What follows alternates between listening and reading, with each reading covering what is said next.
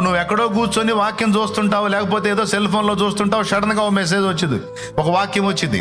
ఆ వాక్యంలో నుంచి దేవుడు నీతో మాట్లాడతాడు. నపుంసకుడిలాగా, ఆ మహానుభావుడిలాగా వివేచన కలిగిన వాళ్ళు వెంటనే పట్టుకుంటారు.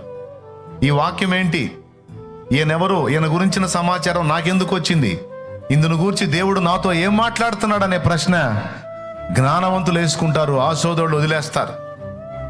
కానీ మీలో చాలా మంది అలా లేరు, చురుగ్గా ఉన్నారు. మీరందరూ ఇలా ఇక్కడ దాకా వచ్చి కనెక్ట్ అయ్యారు అంటే మీరు ఎక్కడో ఉన్నారు, ఎప్పుడో దేవుని కృపను బట్టి ఏ ఉపదేశమో మిమ్మల్ని తాకింది, మీరు అన్ని ప్రాంతాల్లోంచి ఇక్కడికి వచ్చారు. ఈరోజు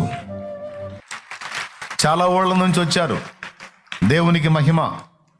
మారు మనసు పొంది పాప క్షమాపణ నిమిత్తమై బాప్తిస్మం పొంది దేవుని రాజ్య వారసులు కావాలి, నిత్య జీవాన్ని స్వతంత్రించుకోవాలి, యేసుతో జీవితాన్ని పొందుకోవాలన్న ఆశతో మీరు బహు దూరం నుండి వచ్చారని తెలుసుకున్నాను.